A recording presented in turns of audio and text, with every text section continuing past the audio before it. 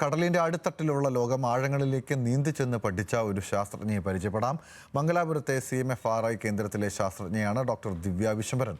കേരളം, കർണാടക, ലക്ഷദ്വീപ് തീരങ്ങളിലായി 50 ശാസ്ത്രീയ മുങ്ങൽ ദൗത്യങ്ങൾ ദിവ്യ പൂർത്തിയാക്കി കഴിഞ്ഞു. സമുദ്ര ജീവജാലങ്ങളും മനുഷ്യന്റെ ഇടപെടലുകളും എന്ന വിഷയത്തിലെ പഠനത്തിനിടെയാണ് കടലിന്റെ ആഴങ്ങളിൽ ഒളിഞ്ഞിരിക്കുന്ന അത്ഭുത ലോകം ഡോക്ടർ ദിവ്യ നേരിട്ട് കണ്ടത്. 40 മീറ്റർ വരെ ആഴത്തിലുള്ള ദിവ്യയുടെ യാത്ര ഏറെ സാഹസികമാണ്.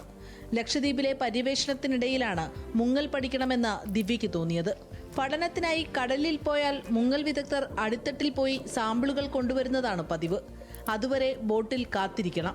സ്വയം പോയാൽ നേരിട്ട് കാര്യങ്ങൾ കണ്ടറിയാമല്ലോ എന്ന തോന്നലിൽ നിന്നാണ് കടലിലേക്ക് ഇറങ്ങിയത്. ഡാറ്റ തയ്യാറാക്കാൻ ഇത് ഉപകരിച്ചു എന്ന് ദിവ്യ പറയുന്നു.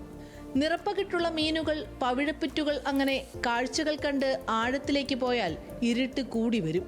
So many times we used to have our colleagues, especially male colleagues who used to dive, and they used to bring footages and we used to observe it, and I felt a gap in that because I am not seeing the entire ecosystem. We are only seeing those things which they have focused, and so I felt a gap, and I felt if I could do it, it will be good for the research.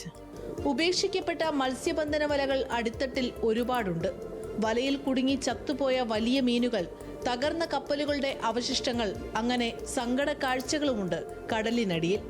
വലയും അവശിഷ്ടങ്ങളുമുള്ള മേഖലകളിൽ അപകട സാധ്യതകൾ ഏറെയാണെന്നും ദിവ്യ പറയുന്നു. We have seen the negative side of human interactions in these areas where I have dived, where the nets have entangled certain fishes or crabs, and we have seen some dead crabs and fishes in the nets, which is actually very disturbing.